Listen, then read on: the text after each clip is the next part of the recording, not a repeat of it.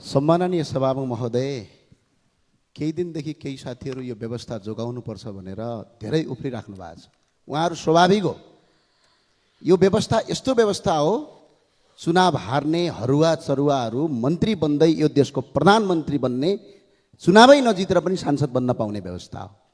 त्यो भएर यो 16 वर्षको इतिहासमा, अहिले यो 16 वर्षको इतिहासमा 14 पटक सरकार परिवर्तन भयो, झन्डै 1000 मन्त्री भए, 31वटा मुख्यमन्त्री भए, 30वटा प्रदेश प्रमुख भए, 3 जना राष्ट्रपति भए, 3 जना उपराष्ट्रपति भए, झन्डै 3000 त सांसद भए।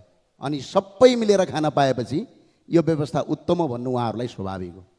र अर्को कुरा, यो व्यवस्था उत्तम भन्नुपर्ने अर्को स्वाभाविक कारण के हो भने आज नेताका छोराछोरी जो यहाँ भाषण गरिरहेछन्, यी नेताका छोराछोरी र केही कर्मचारी र उच्च पदस्थका छोराछोरी युरोप अमेरिका पढ्ने तर गरिब दुखी जनताका छोराछोरी आज दुबई र खाडीमा गएर बेल्चा हान्नुपर्ने, 1 वर्षमा होइन यो 16 वर्षमा 14,000 भन्दा बढी युवाहरू रातो बाकसमा लास भएर फिर्ता हुने, त्यो बनाउनका लागि यो व्यवस्था यिनीहरूलाई अझै चाहिएको छ।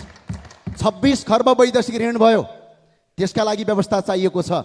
अहिले पनि यो देशमा अहिले कर्मचारी, नेता र यिनीहरूको सांसद, यहाँका मुख्यमन्त्री, मन्त्री पाल्दा पाल्दै साना राजा, छोटा राजा, महाराजाहरू पाल्दा पाल्दै यो देशमा 1 वर्षमा 15 खर्ब रुपैयाँ खर्च हुन्छ।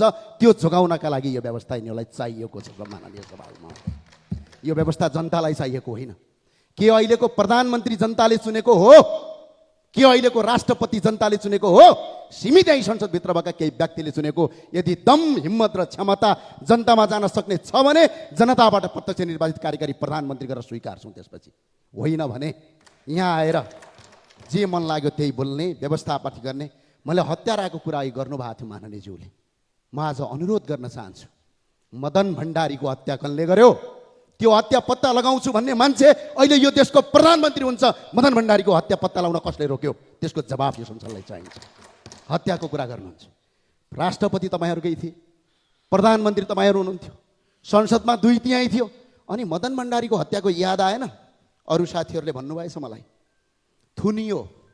म एकजना व्यक्ति हुँ, तपाईँको यो उत्तम गणतन्त्रको बेला ललितपुरमा चामल बाँड्दा बाँड्दै 9 दिन सिडिओ कार्यालयमा थुनाइ पाएको व्यक्ति हुँ। र आज पनि, अहिले पनि भर्खरै रापरवाका विद्यार्थी युवा नेता निराजन बमलाई तपाईँहरूले चितवनबाट अरेस्ट गरिराख्नु भएको छ। यो तपाईँहरूको लोकतन्त्र हो? अघि एकजना मान्यज्यूले भन्दै हुनुहुन्थ्यो, काण्ड सम्झाइदेऊ, निर्मला पन्तको बलात्कारपछि हत्या भयो। तपाईँहरूका कति गृहमन्त्री फेरिए, कति प्रधानमन्त्री फेरिए, कति पटक ओल्लो पक्ष सरकारमा गयो गणतन्त्रवादीहरू। एकजना निर्मलाको हत्यालाई अहिलेसम्म पत्ता लगाउन सकेका छौ? र अर्को कुरा सम्झाइदिन चाहन्छु, बाँदरमुडे घटना याद छ? निहत्या नागरिकलाई बम हानेर मारे हो कि होइन? अझ अर्को घटना सम्झाइदिउँ, लमजुङका शिक्षक मुक्तिनाथ अधिकारीका हत्याराहरू आज यही संसदमा सांसद भएर हिँडिरहेका छन्। यसको जवाब चाहिन्छ कि चाहिँदैन? यो हो व्यवस्था? खुल्ला मञ्चमा उभिएर 5000 मान्छे मैले मारेको हुँ भन्ने व्यक्ति यो देशको प्रधानमन्त्री बन्न पाउने व्यवस्था हो?